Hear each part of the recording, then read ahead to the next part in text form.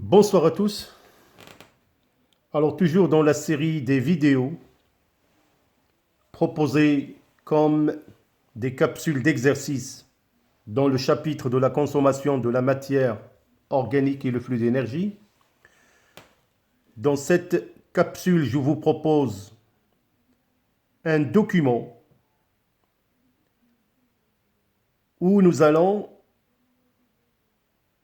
déterminer les structures qui sont désignées soit par des numéros, le 1, le 2 et le 3, ou bien désigner le nom des réactions qui sont désignées par les lettres A, B, C. Alors c'est un exercice qui rentre dans la série des questions qui traitent la restitution des connaissances. Alors je vous conseille d'examiner soigneusement le document et de répondre exactement aux questions proposées. Le document ci-dessous représente la chaîne respiratoire. Nommez chacune des structures désignées par les numéros 1, 2, 3 et les réactions désignées par les lettres grand A, grand B et C. Voilà, donc les consignes sont claires. Mettez pause à votre capsule et essayez de répondre avant de voir la réponse.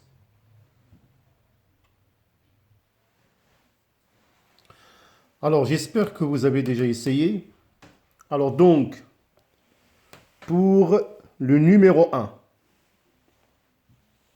correspond à la membrane interne mitochondriale.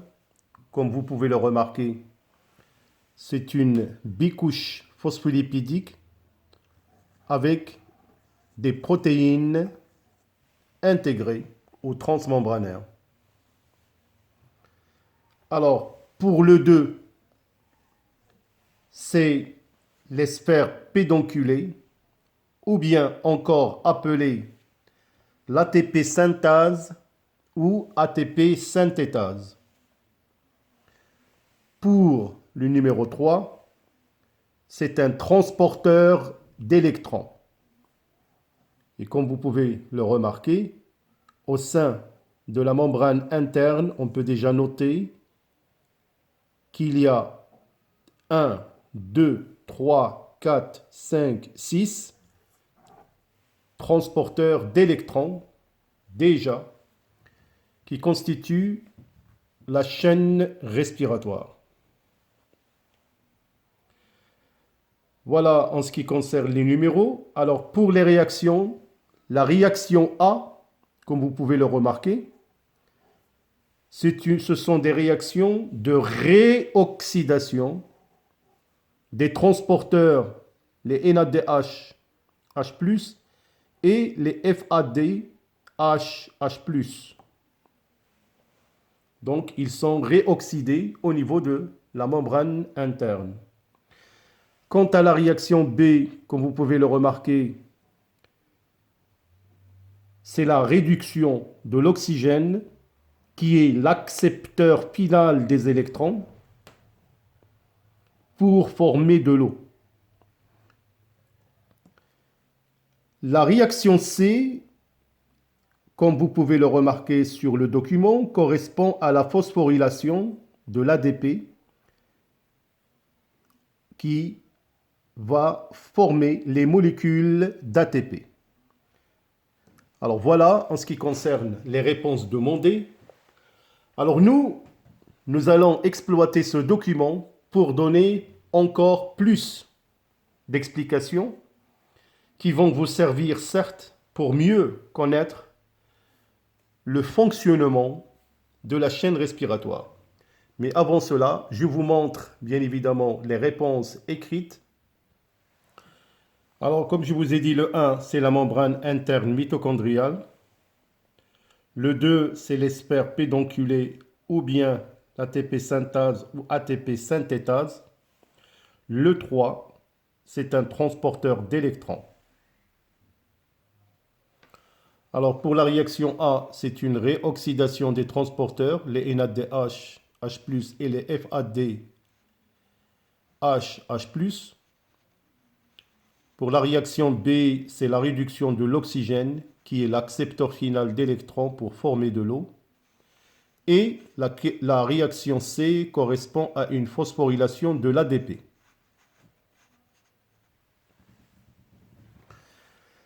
Alors maintenant, on a répondu à la question proposée par le document. Alors je vais profiter de l'occasion pour vous montrer comment les transporteurs, les NADH et les FADH+, vont être réoxydés au niveau de la membrane interne. Mais avant cela, nous allons retracer brièvement ce qui se passe au niveau de la matrice mitochondriale qui permet, par une série de réactions métaboliques à l'acide pyruvique, une fois pénétré à l'intérieur,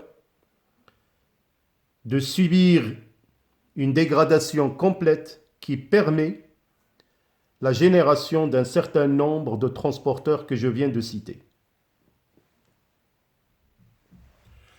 Alors, comme vous le savez certainement, là, j'ai mes deux molécules d'acide pyruvique ainsi formées, issues de la glycolyse, vont pénétrer dans la matrice mitochondriale, vont réagir avec deux molécules d'acétylcoenzyme A pour former 2-acétylcoenzyme A. Comme vous pouvez le remarquer, cette transformation génère deux molécules de dioxyde de carbone et deux molécules réduites de NADH, H+. Chaque molécule d'acétylcoenzyme A pénètre dans un cycle carboxylique qui est le cycle de Krebs.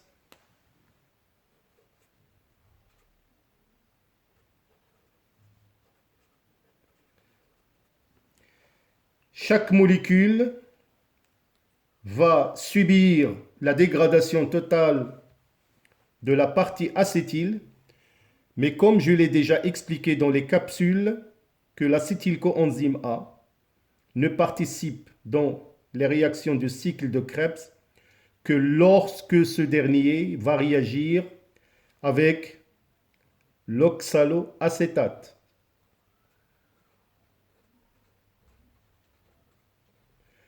Donc, on forme un composé en 6 carbone, le citrate.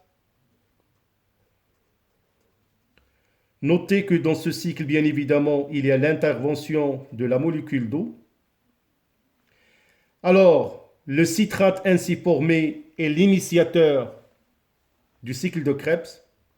Et comme vous pouvez le remarquer, donc il y a des réactions d'oxydoréduction.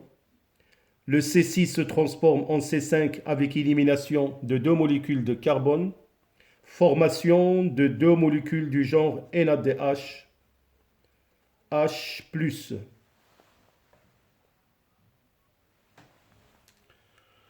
Alors donc on assiste à des réactions d'oxydoréduction. Le C5 se transforme en C4 avec élimination du dioxyde de carbone et formation de transporteurs de NADH, H+.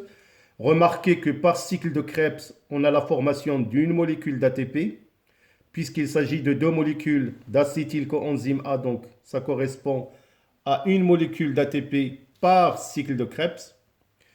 Remarquez par la suite formation du transporteur du genre FAD+, en FADH, H+, et bien évidemment la formation aussi ou la réduction du transporteur du NAD+, en 2-NADH, H+. Donc le cycle de Krebs, revenez aux capsules qui décrit vraiment ce cycle, où je l'ai vraiment décrit d'une manière simple. Ce qui m'intéresse moi dans cette capsule, c'est de voir le bilan que j'ai reçu en transporteur. Donc, comme vous pouvez le remarquer, à la fin de chaque cycle de Krebs pour 1 mol de glucose, on obtient dans la matrice mitochondriale plus le substrat issu de la glycolyse, le nombre de transporteurs est 10 NADH+, et 2 FADH+. Bien évidemment, un déchet de 6 molécules de dioxyde de carbone qui seront éliminées dans le milieu extracellulaire. Alors ce nombre de transporteurs va être réoxydé au niveau de la chaîne respiratoire.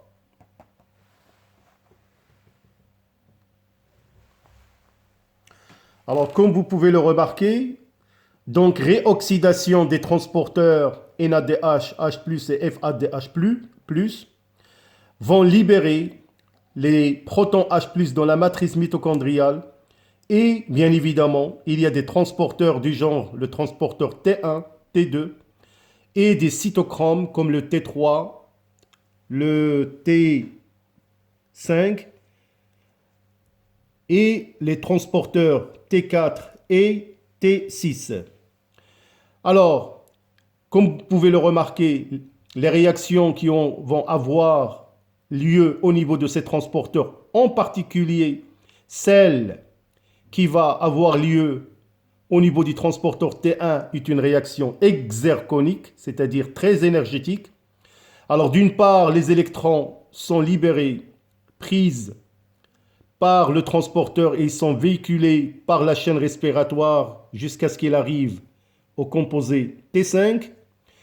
L'énergie en excès va permettre de pomper les protons H+ dans l'espace intermembranaire.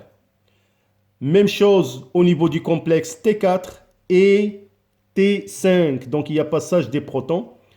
Notez qu'au niveau de T2, on assiste seulement à la réoxydation du transporteur FADH+.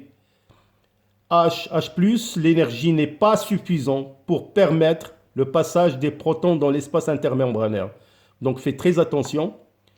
Alors, les électrons vont circuler vers un gradient décroissant du transporteur T1, T2 vers le T5 et ils vont revenir de nouveau vers la matrice où ils seront acceptés par l'oxygène qui sera l'accepteur final pour former de l'eau. Notez que le passage des protons de la matrice vers l'espace intermembranaire va créer un gradient de concentration, changement du pH, et ce pH va être régularisé et ceci n'est possible que lorsque les protons vont passer par les sphères pédonculées. Et ce passage porteur d'énergie va permettre à cette ATP synthase, la phosphorylation de l'ADP en ATP. Voilà, mes chers élèves, je crois que c'est le processus important de la phosphorylation oxydative. J'aimerais bien seulement vous annoncer, parfois il y a des anomalies, ou plutôt il y a des substances qui peuvent bloquer ces transporteurs, que ce soit le transporteur T1 ou T2 ou T3 ou T5, et même les autres aussi. Tout dépend de la nature des substances.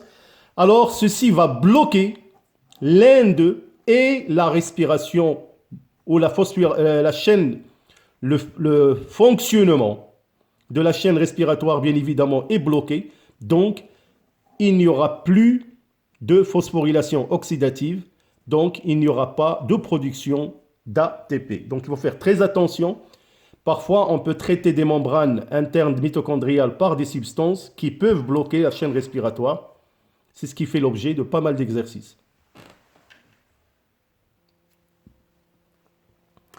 Alors voilà, donc en fin de compte, il faut vraiment connaître mieux le mode de fonctionnement de cette chaîne respiratoire parce qu'elle fait l'objet de pas mal de questions, que ce soit des questions pour les contrôles ou bien des questions proposées pour les examens de fin d'année. Voilà, merci pour votre aimable attention, portez-vous bien, à bientôt.